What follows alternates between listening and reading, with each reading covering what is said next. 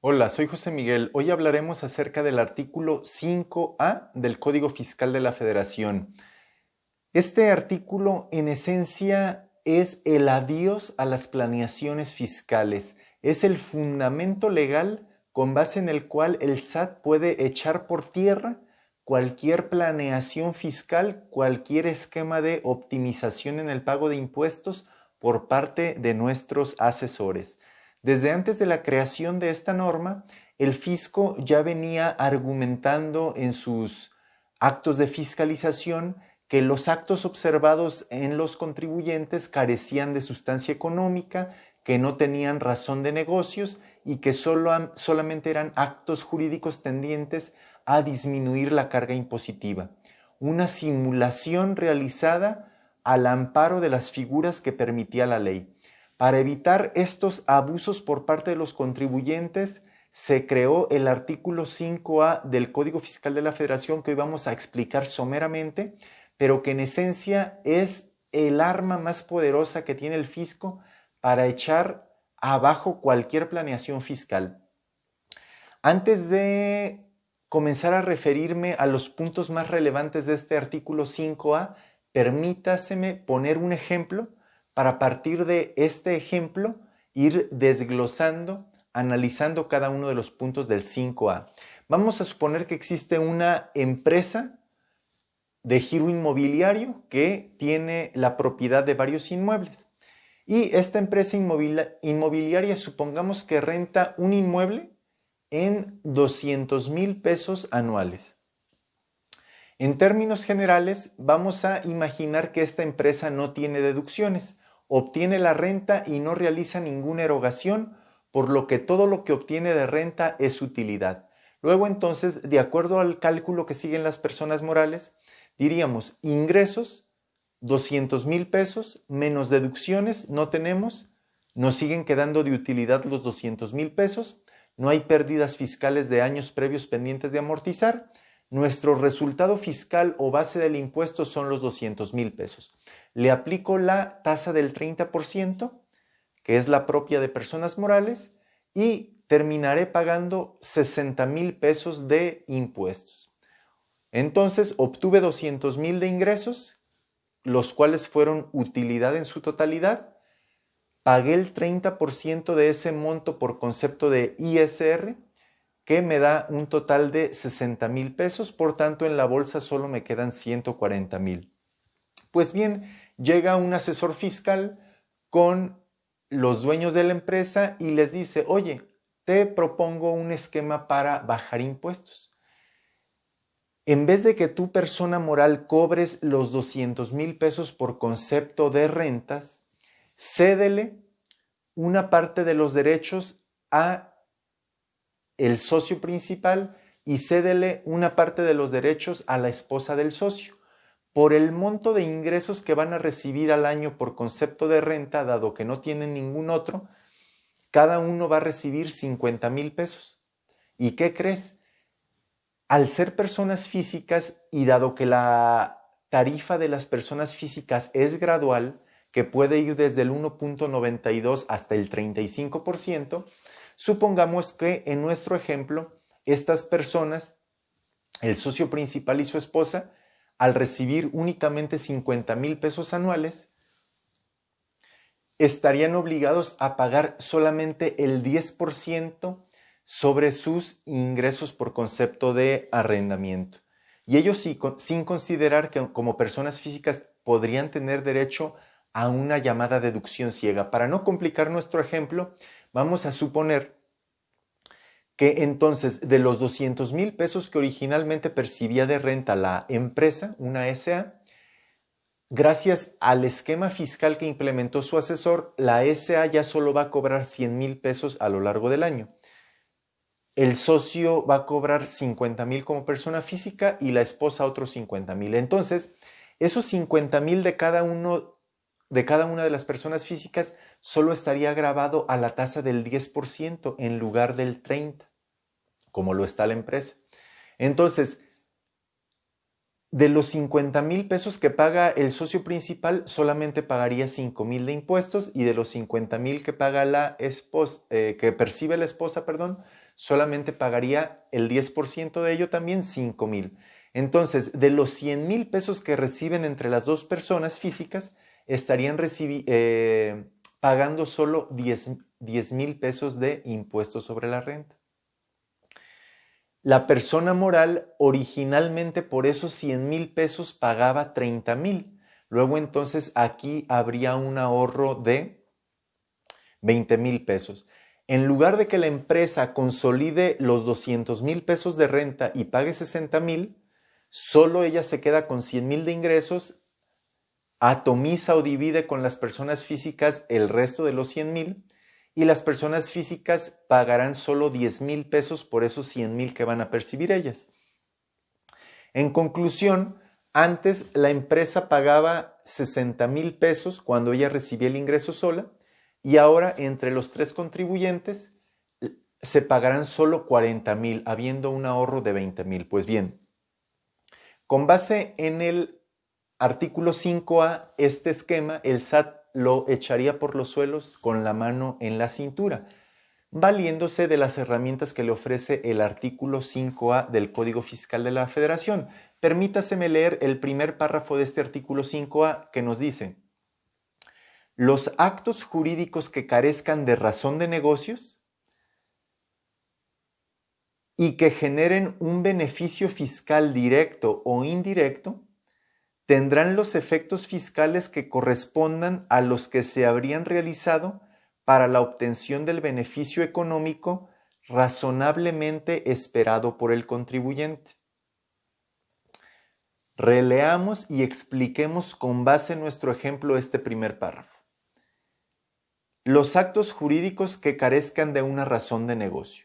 Si yo como persona moral soy dueña de un inmueble por el que cobro 200,000 pesos al año en rentas, no tiene razón de negocio que le ceda los derechos de cobro de manera gratuita al socio principal y a su esposa. ¿Qué persona moral haría eso en el uso de su máxima oportunidad de negocio? Ninguna.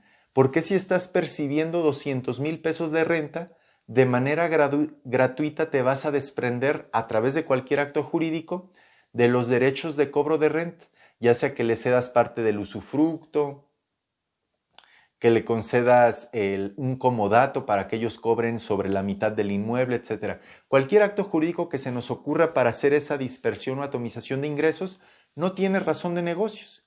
Si estoy cobrando 200,000 por mi cuenta, ¿cómo voy a desprenderme de manera gratuita y sin hacer negocios de la mitad de esa renta?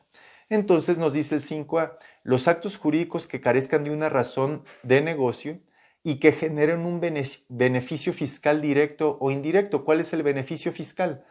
Que la mitad de la renta se está quedando sin pagar lo que originalmente pagaba. Estoy obteniendo una reducción en el pago de la renta y que casualmente va a parar a manos del principal socio de la empresa y de su esposa.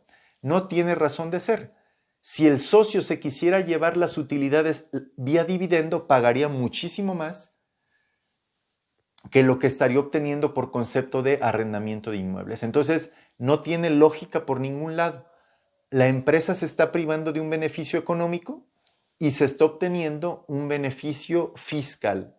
Entonces, nos dice el artículo 5A que estos actos jurídicos que carecen de razón de negocios tendrán los efectos fiscales que correspondan a los que se habrían realizado para la obtención del beneficio económico razonablemente esperado. Entonces, el SAT llegaría y diría, ¿sabes qué, empresa? Esta cesión de derechos de cobro, estos contratos de comodato por los que gratuitamente le cedes el uso o aprovechamiento de la mitad del bien al socio y a su esposa, no tienen razón de negocio. Obtuviste un beneficio económico de manera directa o indirecta, entonces yo, fisco, voy a desnaturalizar esos actos que tú realizaste y en consecuencia les voy a dar las repercusiones que originalmente hubiesen tenido. Entonces recaracterizo las operaciones y atribuyo que la renta es completamente tuya. Los 200,000 que antes percibías y que trataste de dividir o atomizar junto con las personas físicas, no tiene razón de ser, te los regreso a ti y te cobro impuestos como si tú hubieses obtenido los 200,000 pesos de renta. Eso es lo que en esencia nos dice el artículo 5A.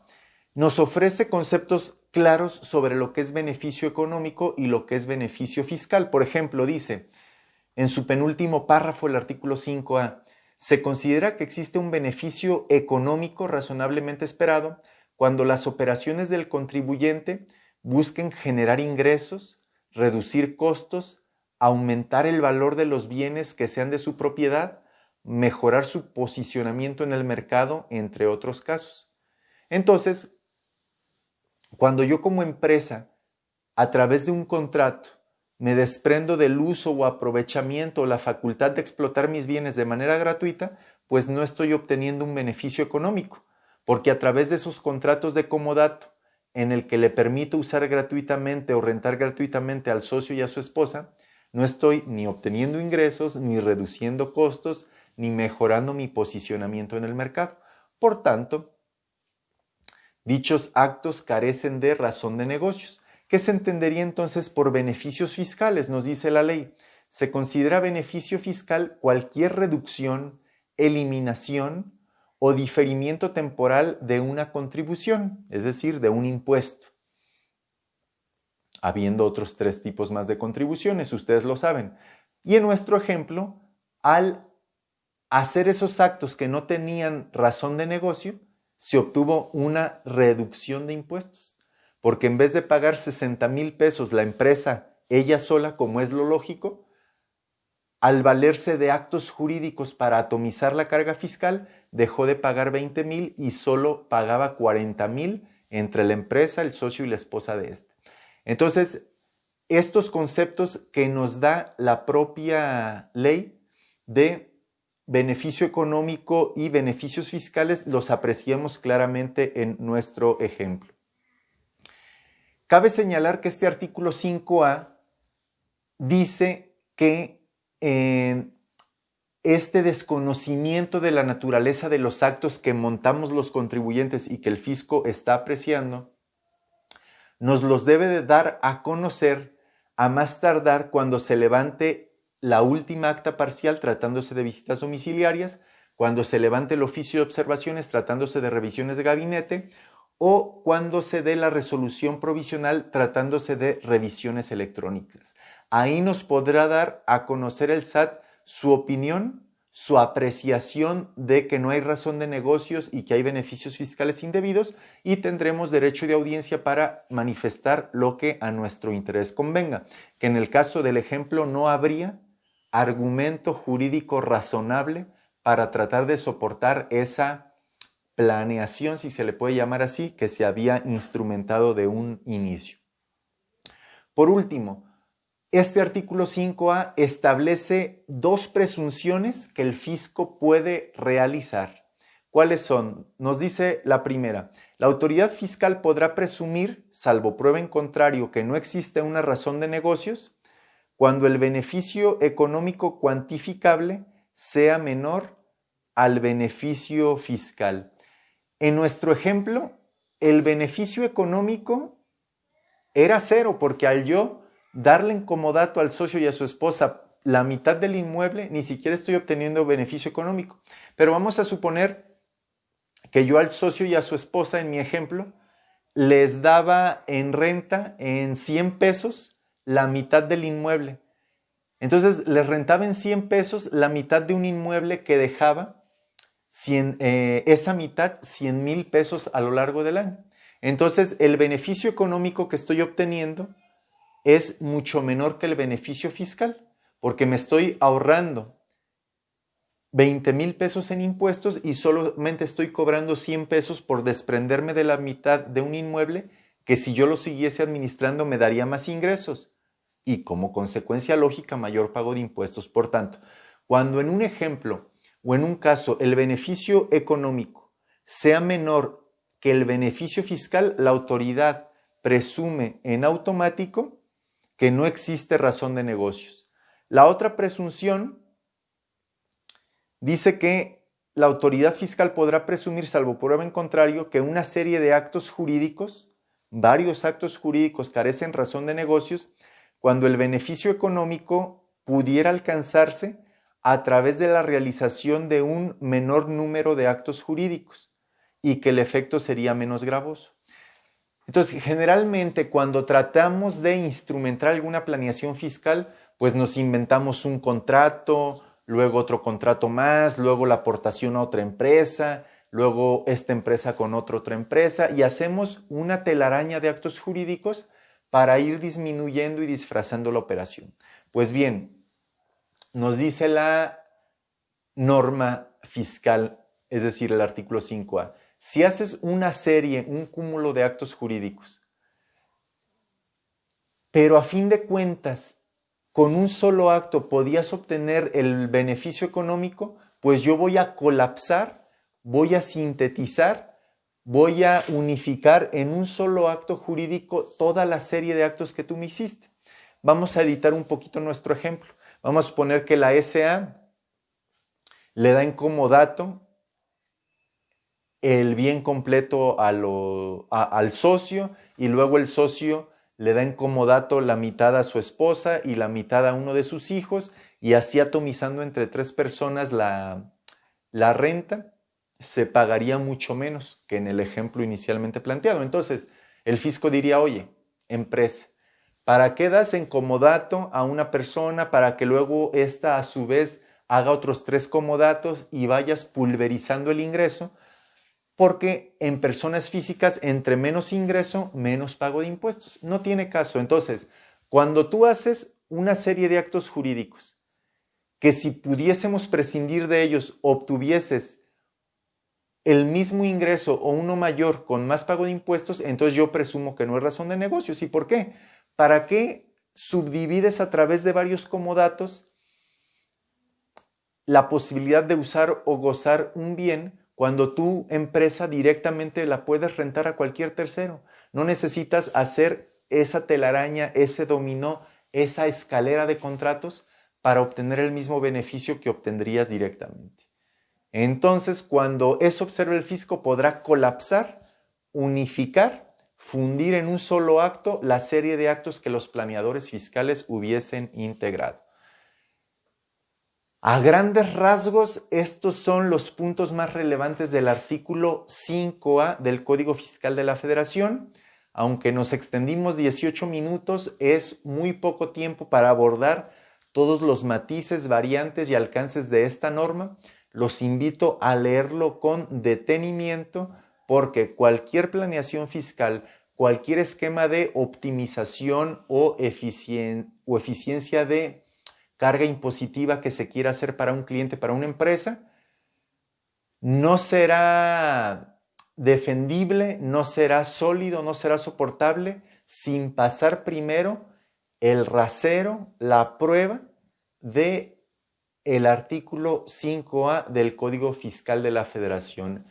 En opinión de un servidor, ojo para los empresarios, desde que se creó el 5A del Código Fiscal de la Federación, se acabó la planeación fiscal en México, o al menos la planeación fiscal burda y agresiva. Con este artículo 5A, básicamente cualquier planeación que les pongan sobre la mesa sería fácilmente debatible y quizá destruible.